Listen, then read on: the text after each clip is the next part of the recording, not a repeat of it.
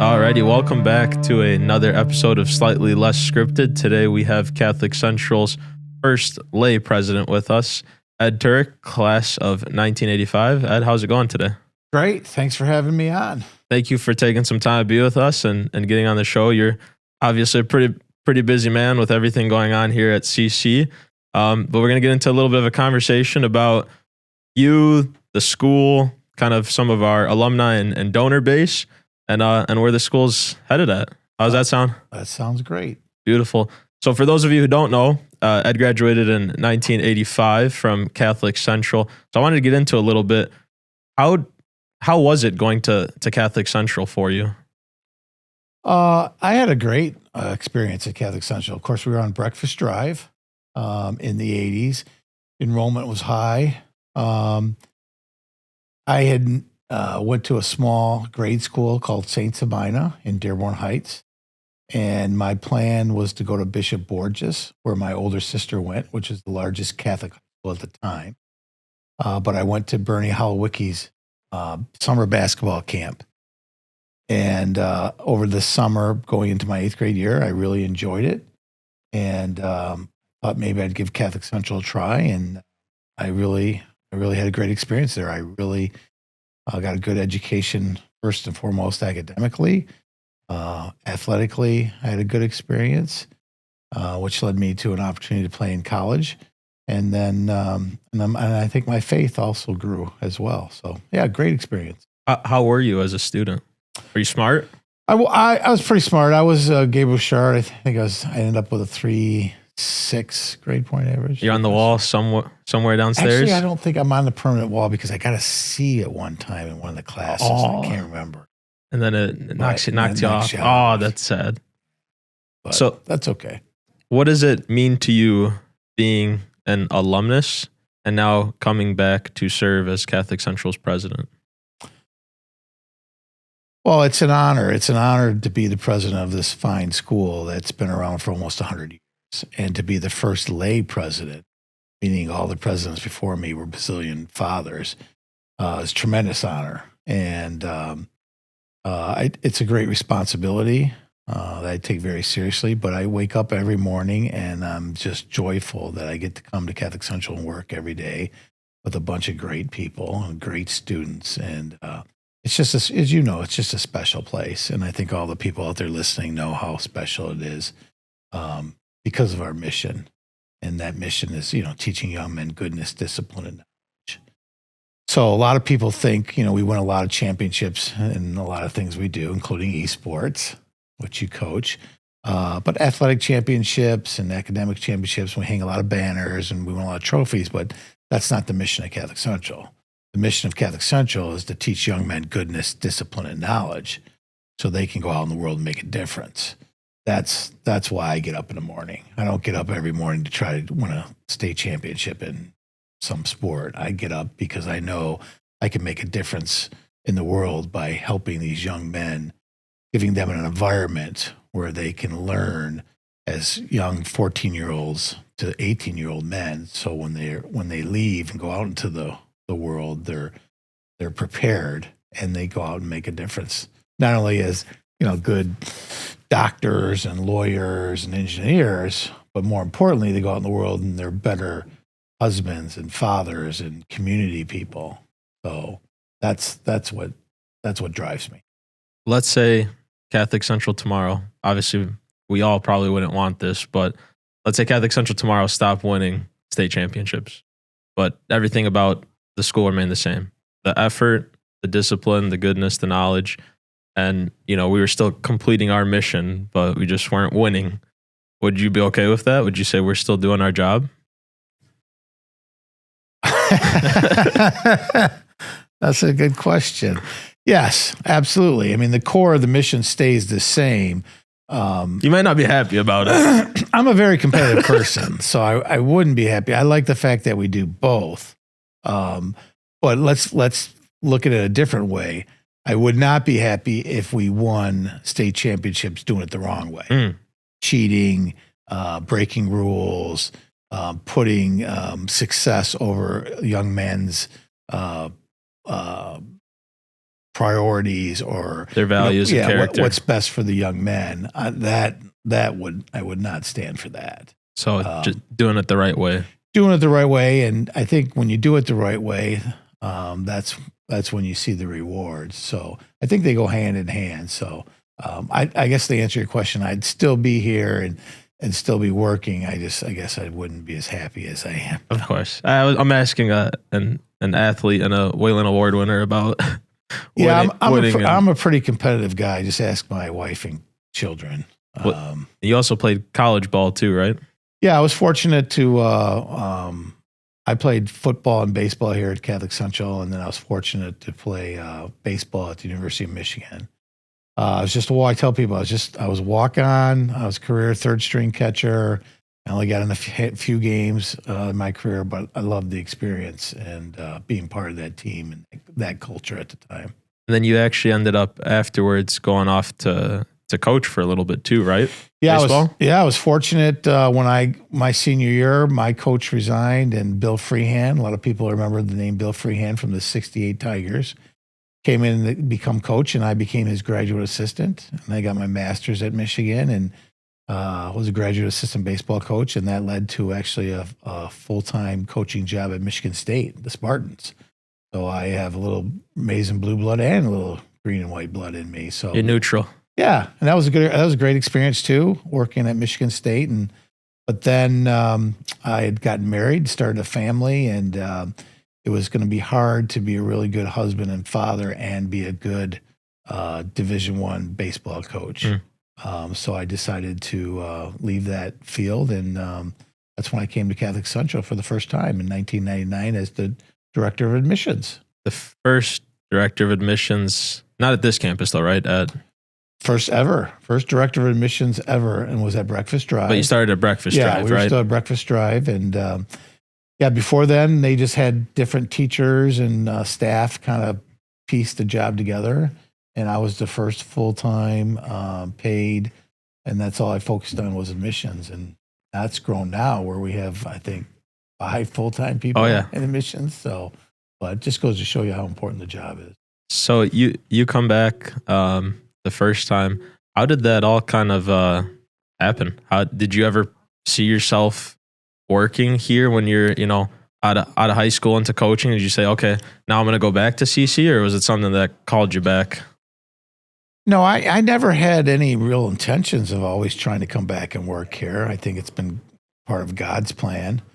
But the first time I was actually, when I was finishing up my coaching career, I ran into Tim Burke, class of 86, at Tiger Stadium, watching the Shamrocks play for the Catholic League title. And Tim was doing a little scouting for the Reds, and we ran into each other, and I said, told him I was going to resign. He said, well, you should think about coming back to Catholic Central. They're hiring for this director of admissions position. And that's how it all started.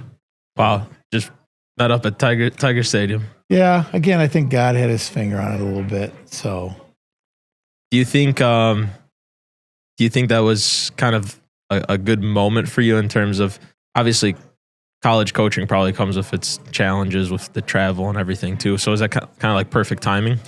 It was a good time in my life. Like I said, my wife just, I think, had our third child. And I needed to be home more, be around more, to be a good husband and father. That was important to me. And once I got back to CC, I loved it. I always loved the school. So it was a natural fit for me to come back and start in the admissions office and, start marketing the school, the potential 7th and 8th graders. So I really liked that job. How many years were you at CC for that first stint? Yes, I was at Catholic Central from 1999 to 2006. So I did admissions for a few years, and then they asked me to move up into development. That's when you moved into some development alumni relations. Correct. With Father Richard Elmer was the president at the time, and that's when we were relocating the school from Redford to Novi. You were part of that transition. I was, and that was very exciting. I chaired the 75th anniversary committee, and then I chaired the groundbreaking ceremony that we had out here. Was it scary? A little bit, especially when for the groundbreaking ceremony. I remember there was just no place to do it. It was all trees. So there was this little space that we cleared out a little bit and we put up a little tent. And it's just amazing. You know, you put a couple shovels in the ground, take a few pictures, and now 20 years later. Now look at it. Yeah. Wow. 20 years later, look at what we've built. That is crazy.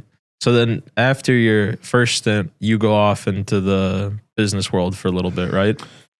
Yeah. So once we moved the school out here to Novi in 2006, so after a year we'd been here, I had an opportunity to go into business with one of my best friends, Mike Dewan, from the class of 1985.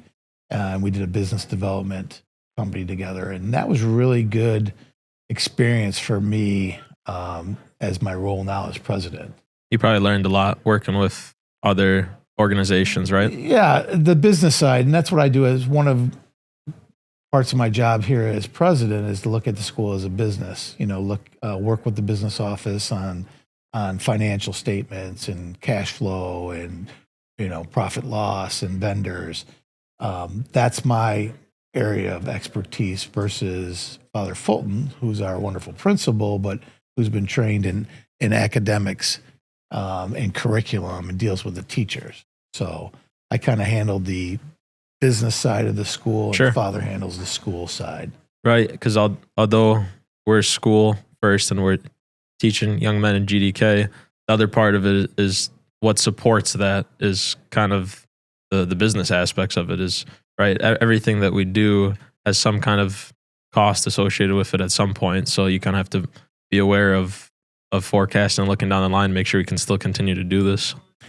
Absolutely. So most people know that as a private Catholic school, we don't get any money from the state. And Which surprised that.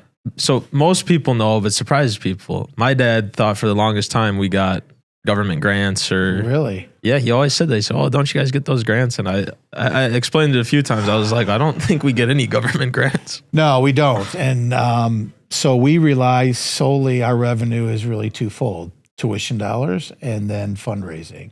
And that's where we've been blessed with just a great community of alumni and parents and friends who support this great mission of ours. Couldn't do it without that. No way we could do it. Because if you look around us, some of these schools, Novi, Northville, Brighton, I mean, they're passing $100 million bonds. Hundreds $1 million bonds. Yeah. What did we say Novi was? 425 million. 425 million they Yeah. passed just for schools. So that's where all our fundraising comes in. And that's why we need everybody's support to continue to do what we do. Let's say our donor base went away tomorrow. Does the school exist in 10, 20 years? Wow. Tough question. If all our donors went away? Donations completely went away. Does the school continue to exist? Probably not. Really? And if it did, it wouldn't look anything like It would be that impactful. Oh, tremendous. Okay. Yeah, tremendous. So speaking of donors, then I want to switch up the tone a little bit. We got this donor, this kind of a mysterious figure in our community to some. Maybe not to you as much, but to other people, there's a lot of unknowns. Obviously, there's a lot of expansion going on right now. So just tell me a little bit. Who is this? Who is this donor that we have? So 6 years ago, we were approached by an alumnus who was engaged with us for the last probably 20 years, but just kind of behind the scenes. He came to us and said, I really want to help make a difference at Catholic Central and really help us build the best, one of the best high schools in the country. His name's George Turek. So Turek, same last name as mine, same spelling, but no relation. I get that question a lot. There's no relations between me and George, at least that I know of. But he's a great guy. He's from the class of 1966. He lives in Texas now. And he has been engaged with us in supporting us in all kinds of areas, from facilities, building new facilities, to tuition assistance, to transportation, to teacher salaries. You name it, he's supported it. Athletics, academics.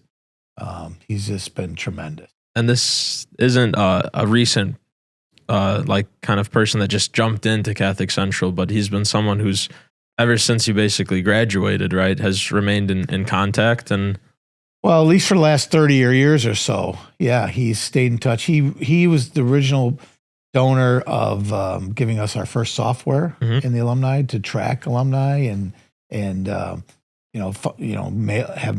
good mailing addresses for them, and so he gave us the money to support that. He's supported some other scholarships along the way. So yeah, he's been involved, but like I said, at a kind of a behind the scenes lower level. And the last 6 years, he's kind of come to the front to say, hey, I really want to be engaged. So he's kind of been for all the expansion that we have here, George has kind of been the catalyst for it, right? I would say that, yeah. We've had a lot of meetings about our campus, our master plan, and then I take it to the board of directors that we have here at Catholic Central, and then we kind of discuss what George wants to do and what the board thinks is best, and then we kind of meld them together and move forward. Gotcha. So when decisions are made, it's not just Ed Turek saying, hey, I want to go build the new STEM center, and it gets approved from everyone. No, it's not. That's not how it works, Stephen. Yeah, no, there's a lot of meetings. There's a lot of involvement. George has been very generous, but one of his standard conditions is he does not want to be the only donor for any project. He wants others to contribute at the level they can, but he wants everybody to participate and do their part. It's always been our saying, and we've been getting that. So, for example, when we did the Learning Commons, we converted the library to Learning Commons several years ago. That was a $1 million project. George put in half, and we raised half. The baseball project a few years ago, we turfed the JV field, and we did some cleanup around the baseball facility and beautification. George did 1% and we did 1%. So there's always that discussion of what do we want to do, how much does it cost, and how are we going to pay for it? And it's always a partnership. So every time it's not just George saying, here's the blank check, go out and do what you want, but it's never been that way. Be a lot easier that way, but no, never been that way. And that's the right way to do it. Yeah, probably only fair, right? That everyone pitches in. Absolutely. We're all part of the community. And it gets people more engaged too, right? I mean, if it was just one person doing everything, you wouldn't have the community involvement that we have and we need to grow this school. So when someone says, Catholic Central doesn't need my money, they have, they got a bank account with $100 million in it. They have a bank account with X amount, or they got plenty of money. That's just not even an accurate statement. That's not, and that's one of the misconceptions that is out there. So I'm glad you asked that question. Is no, we don't have a lot of money. Now, when we built the new Hall of Science, did we have a lot of money in the bank? Yes, we did, because we built a $60 million wing extension. That money's all gone. It was spent on that. We used it. Yeah. So, there's a difference. I say this all the time. There's a difference between your operating budget for us, which is about $17 million a year, and then your capital improvement projects. Whatever the board, one of the stipulations our board has now is if we are going to build a new project, that we don't take on any debt. But we don't have any debt on the school anymore. And we will not take on debt to do a new project. So they want to make sure that we have the money raised before we do the next project. Obviously, you can't speak for George. I mean, in terms of you're not him, but why do you think he came back and was so excited about, hey, we want to be the best high school in the country? Because he believes in the mission, and he credits his success to his parents and the Basilian Fathers. So when George grew up in the southwest Detroit and in Redford, so he's from that area. And his dad was a public school, where it was a janitor for the Detroit Public Schools. So he grew up in very simple means, and he credits his parents and then the Basilians for giving him the education and the work ethic to be successful. So now he wants to get back. He wants to give back. And he he's told us he thinks the greatest impact he can have is to give back to Catholic Central to make sure it's the premier high school for the next 100 years, so that CC is around for another 100 years, educating young men in goodness, discipline, knowledge, because he believes that that's how you change the world. That was the experience he had here, so he just wants to pass it forward. Absolutely. Next guy up. I mean, I think that's probably why a lot of us come back. Because we have a lot of alumni at the building. Yeah, right now I think we have 31 alumni that work full time in the building, and then we have another 40 or 50 alumni that do part time coaching or helping out. So that's incredible. It says a lot about the community and the culture. Talking about culture, how has kind of the expansion and kind of the growth? What's the current kind of state of the school in terms of what are some things that we're doing good, that we continue to do good, that maybe we have been doing good for a while? And then what are some challenges? Because obviously when an institution grows rapidly, one of the things that can happen with culture is it could start to change. Yeah, so we're in a strong position right now for a Catholic high school in Southeast Michigan. Unfortunately, the high school population in this area is getting smaller. So the pie's getting smaller, but we're getting a bigger piece of the pie because our enrollment continues to climb. We're bringing in larger classes every year. So, and more diverse classes too. And more diverse classes, socioeconomically and racially. So that's always a good thing. So those are our strengths. Like our enrollment's strong, our curriculum is strong. With the people want to come here. Yeah, and with the new facilities, it's also opened up new opportunities for students. Obviously, the STEM, the robotics, engineering, sim racing, esports. A lot of focus on technology. A lot of focus on technology, which has been great. That's what this generation wants and demands. So those are all the positives. We're growing financially. We're in a solid state. The challenge, which you referred to just a few minutes ago, is keeping the culture. That's our biggest challenge right now. Is we're experiencing tremendous growth with our campus and our facilities. We've added a lot of faculty and staff recently to accommodate the more students, which has been growing. But how do we keep that culture? How do we keep that brotherhood, that spirit the same while we continue to grow and add new people into our community? Sure, because the more and more we grow, it's only natural that people are going to come from different backgrounds or have different ideas. So it's almost like their ideas get to come in and they get to learn from us and we get to learn from them. But it can also create like a shift too. Yeah, I would agree. Again, that's part of the challenges with when you grow the family, because we refer to ourselves as a family all the time, which I believe, every time you bring a new person into the family, they bring new experiences, new ideas. And how do you accept those, but also make sure that the culture or the core of the family doesn't change? Sure. Do you think we are doing a good job in terms of from my point of view, I would say that, I'm not too far removed from this campus, 2018 graduate. For me, at least, and I'm a little bit different because I'm coaching too, but I still see the same kind of brotherhood that I saw when I was here. Obviously, the classes or the class sizes are different, and there's more people, and but in terms of the actual kids and the brotherhood, I still see that same kind of culture in terms of the student population. I think it's still really strong. Well, I'm glad you said that. And yeah, we get that feedback a lot. So we just had our big Boys Bowl assembly, and we always invite the alumni back to that. And it's funny what they say after the assembly, right? Like, oh, I went back in time 30 years or 40 years, or it was just like I remembered it, 50 years ago or 30 years ago. So though obviously it's changed with the skits and, how we produce the assembly, but it's still the core, same hand cheer, same spirit. So that's still alive and thriving, which is there's certain great. traditions that we just keep.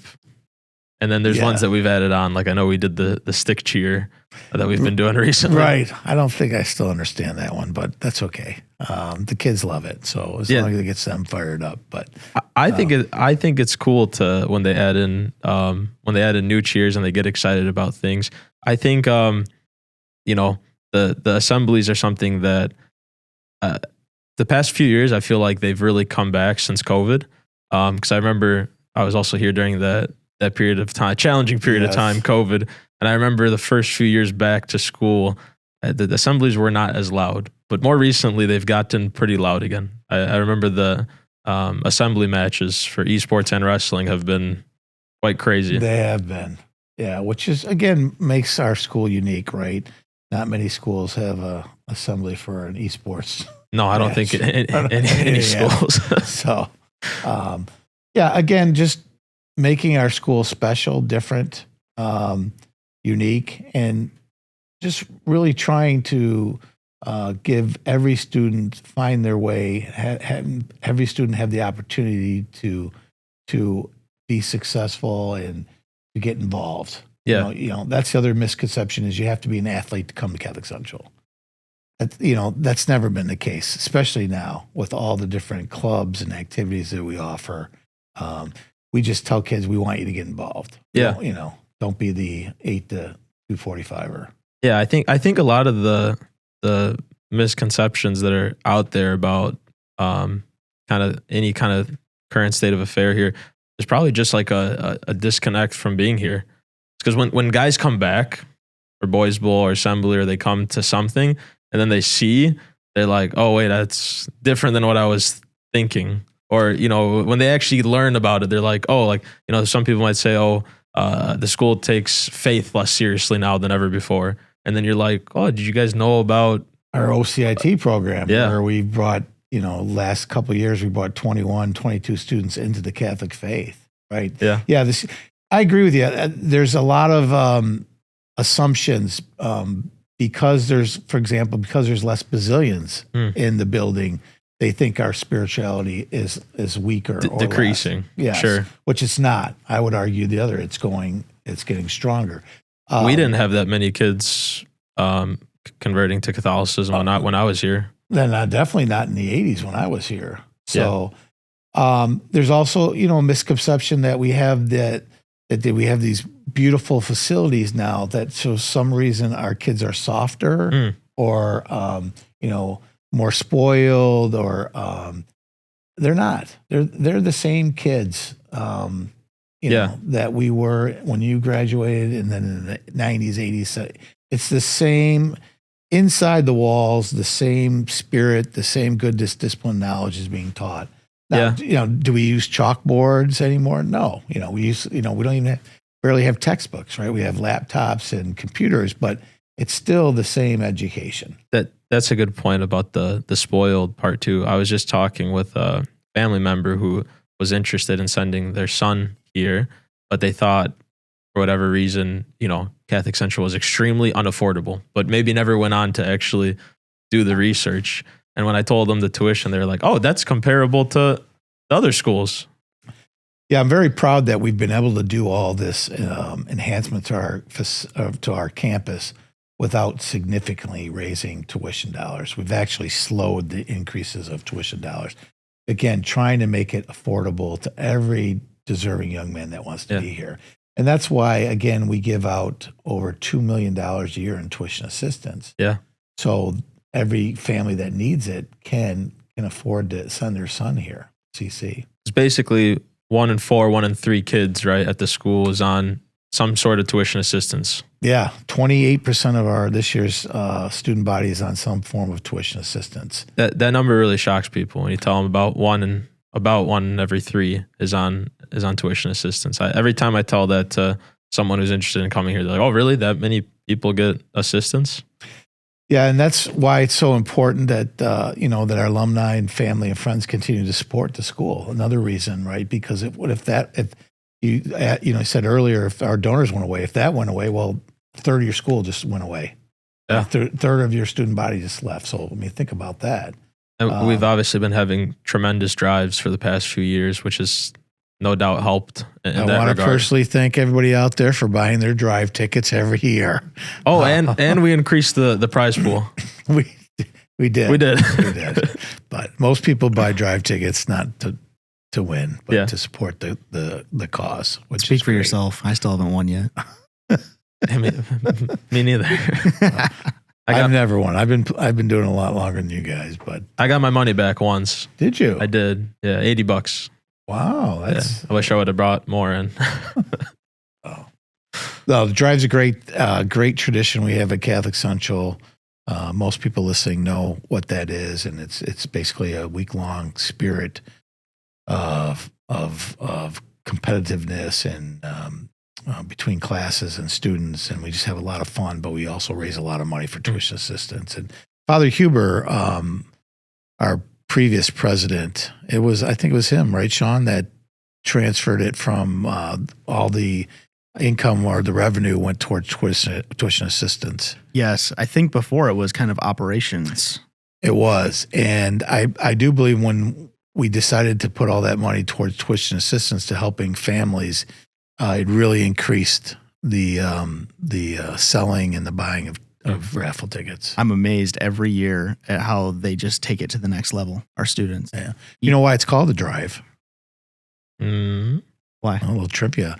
So this goes back to the 50s when they started it for the first time, a couple of years. Oh, I might know this. They gave a car away.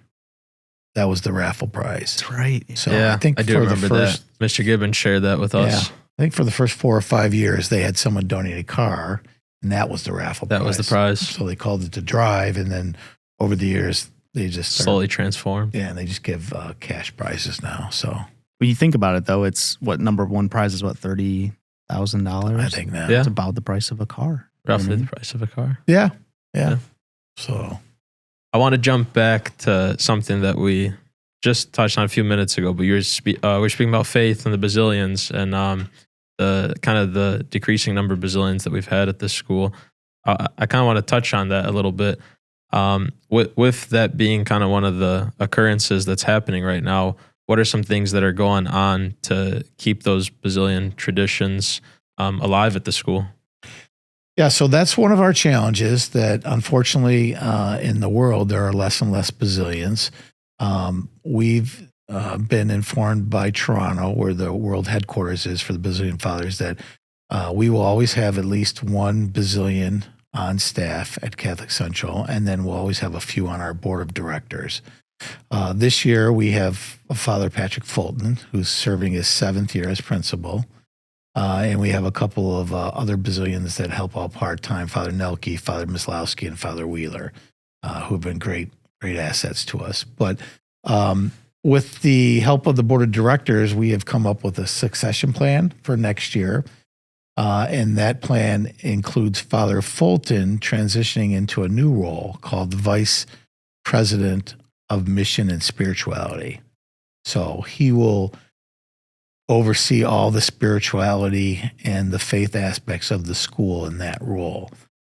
Therefore, we were going to promote Mitch Hancock, who was our dean of students and is now an assistant principal, kind of shadowing Father this year. He will become our first lay principal starting next school year. So we're pretty excited about that.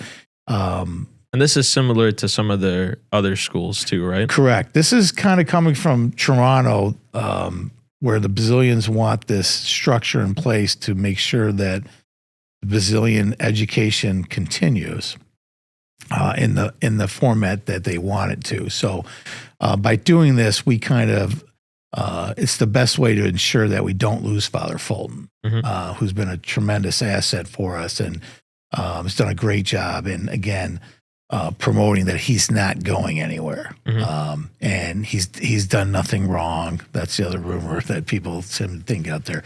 It's actually a promotion for him to get to a higher level, and then to bring in Mitch as our first lay principal. So we're pretty excited about it. We think it ensures kind of the stability that we need and the Basilian involvement. And of course, it helps that both then the principal and president will be alumni who have been through the experience and kind of know what the traditions and values are of the Basilians. Yeah, just like I became the first lay president, I thought it was important that it would be an alum. I feel like the first lay principal should be an alum. Yeah. And Mitch Hancock, obviously an alum. And obviously he's been a teacher, a wrestling coach for many years, and then our dean of students for many years, and then now assistant principal. So it's a nice, easy transition for him.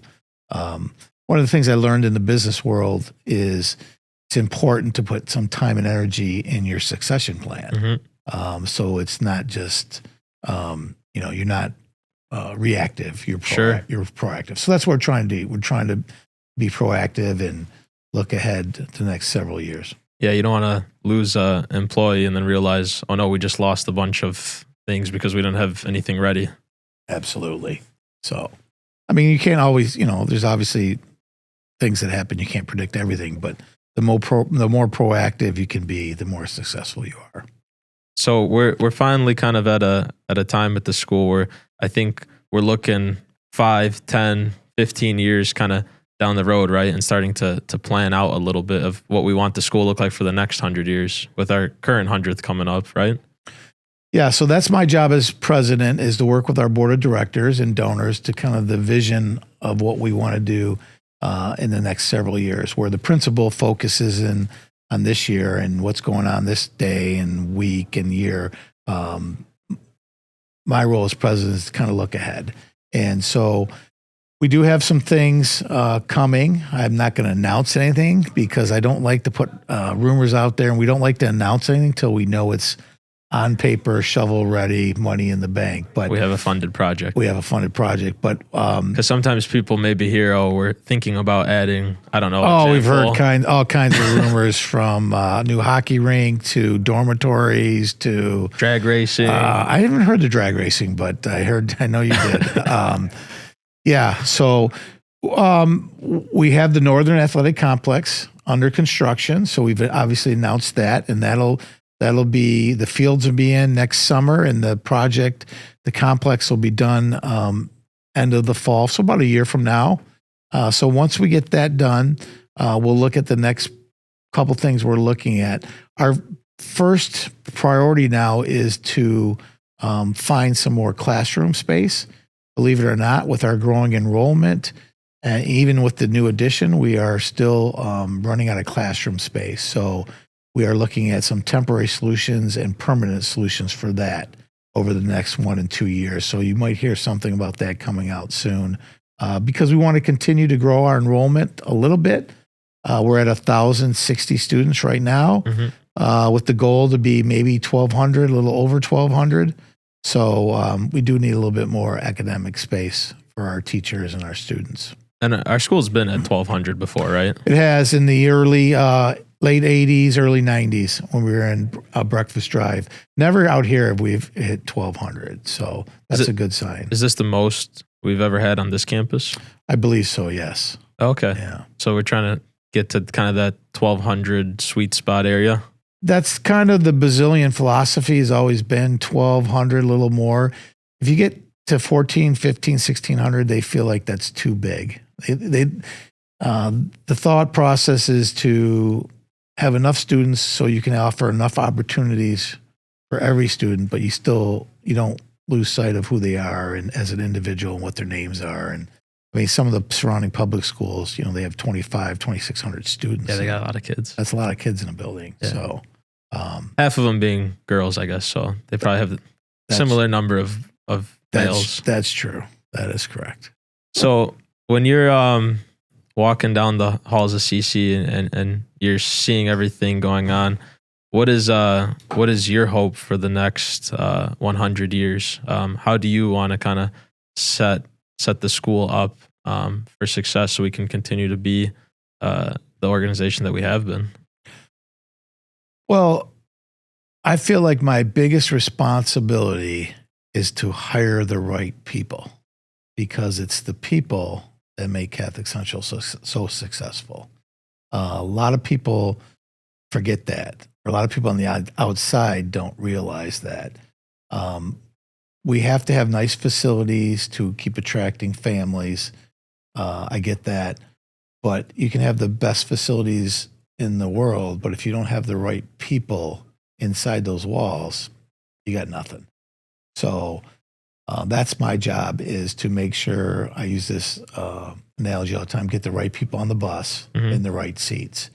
And it takes some time and energy, but we've been doing a good job. I feel like we got a great team. I think you and Sean are part of that team. And I consider you guys a little younger than me, the younger alums. Just a tad. A little bit. So we have a good mix. I think right now we have a good mix. We have some older faculty and staff, some alumni, and then we got some young alumni, younger staff come in. So I feel like we got a good mix right now. But making sure that core team is still together when I eventually leave, because I think the facilities and the technology, it will come. Believe it or not, I think that's the easy part. The building and facilities will continue to change. Yeah, and it'll continue to grow. And who knows in 20 years what we're going to need? Like, what's next? Yeah, who would have thought we're going to need esports space 20 years ago, right? No one thought of that. So very excited that I hope people know that we did buy that additional piece of property, which is 2.5 miles west of our current campus, right down 12 Mile Road. It's just vacant farmland now, but it's just something that we were able to purchase with the help of George. It was an opportunity we just felt like we should jump at, just to put in our back pocket. Someday it could be an athletic complex, so we could have our own hockey rink, our own swimming pool, maybe new tennis courts. People talked about a driving range. So these are all the different ideas that come at us, and we vet them and see what we need next, and then that's when it's another tool in the toolkit. Yeah, for the future of the school. Again, but that sets us up for the next 100 years. So again, my legacy, I want to leave that, hey, he brought the right people on board and he left the school in a really good position for the next 100 years. That's awesome. I think that's such an important point too, because if you get together with classmates or friends from CC, what do they talk about? They tell you stories about the teachers they had, the funny shenanigans they might have gotten into during drive week. They're not necessarily talking about how nice their locker was. They don't. I mean, you're absolutely right, Sean. It's about the people and the stories and what teacher did that and what bazillion did this. And it's all about experiences, right? It's not, what locker I had or what shoulder pads I had, or it's about the people and the relationships. Speaking of stories, what's your favorite story from being at Catholic Central so far? Well, my best story goes back to me as an 8th grade student. So I guess my best story, I have a lot of stories. I'm sure. And I have great memories of the Bazillion Fathers. Father Richard Elmer was a dear friend and kind of my mentor. So I have a lot of great stories about Father Elmer. But I guess my best story is the first Bazillion I ever met. And I did that when I took the high school placement test. So it was in the fall of my 8th grade year. I was 13. And I mentioned earlier, I went to the CC basketball camp. So I liked it.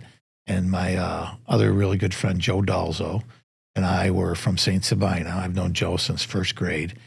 And we decided we were going to go to CC and take the test. So we did.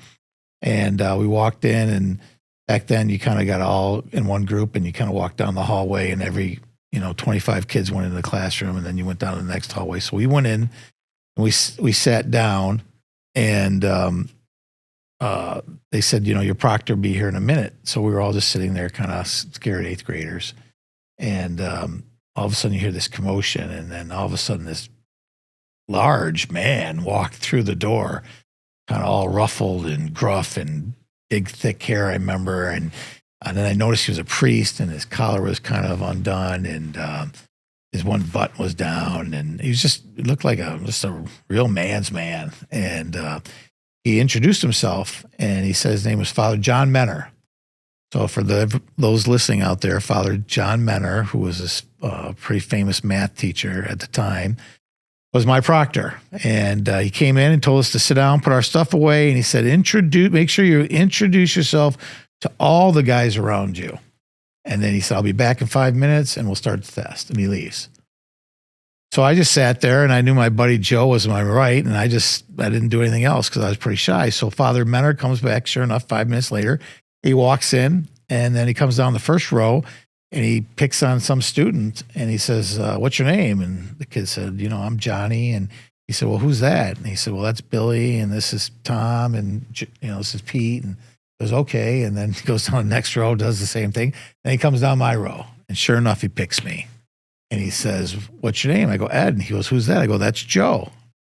And then he said, who's that? And there's the other kid. And I said, I don't know. And he goes, who's that? And then there's the other kid behind me. I said, I don't know. And then he comes up to me and he squarely punches me right in the chest. I mean, hard. He punches me in the chest hard.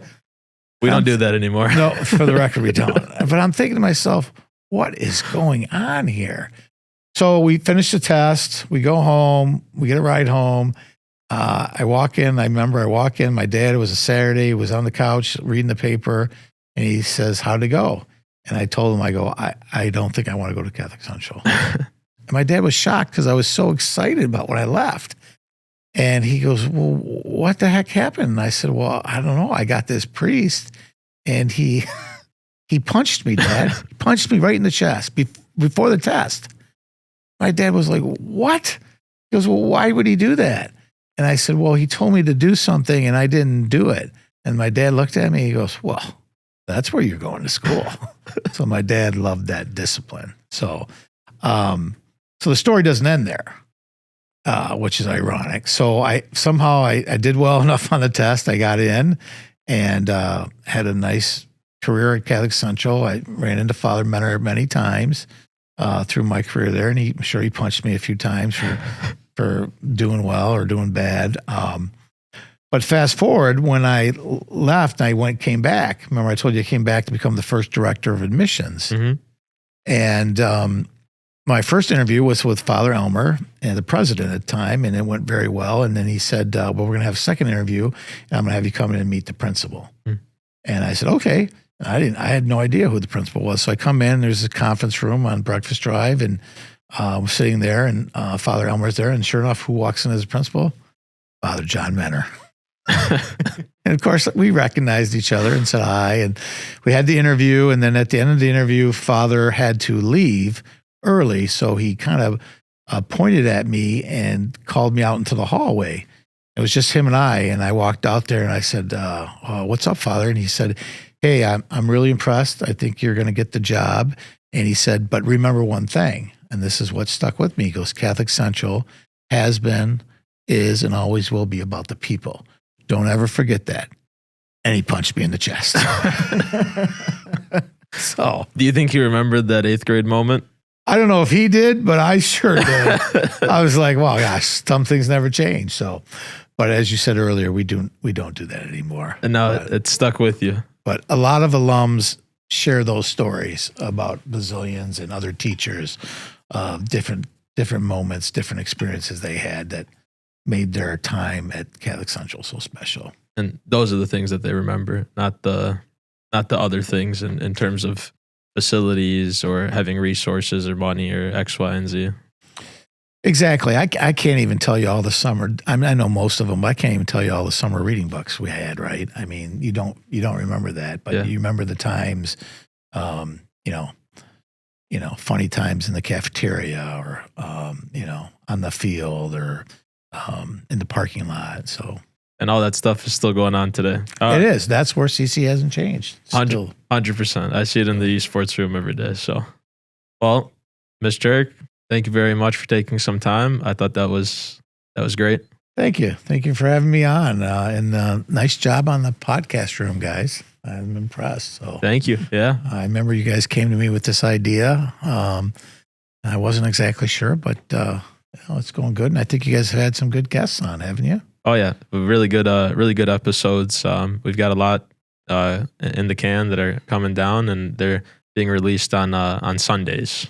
Oh, okay, great. So a nice little hour conversation with some alumni, with some current faculty and staff, with some friends of friends, and looking to get more people on. So if you ever want to, if anyone ever wants to be on the show and tell us a little bit about themselves and what they're up to, you can reach out to the communications office. Great. And maybe the next time we have a big announcement, well, I'll come back on. Yeah, we'll have you back on for sure, 100%. So, You know, every year we do State of the School. It might be nice to do a little post State of the School kind of recap episode. I like sure. that idea. I like that idea. Yeah. So for everybody who couldn't attend. Exactly. Thanks for approving the Papa shot. Yeah. Integral. You're welcome. That showed up one day. It's very receptive to all of our crazy ideas. This room being one of them. Yeah. Well, you guys are doing a great job, and I appreciate all your hard work. And We've taken a big leap on technology since 2018 when I left in multiple ways.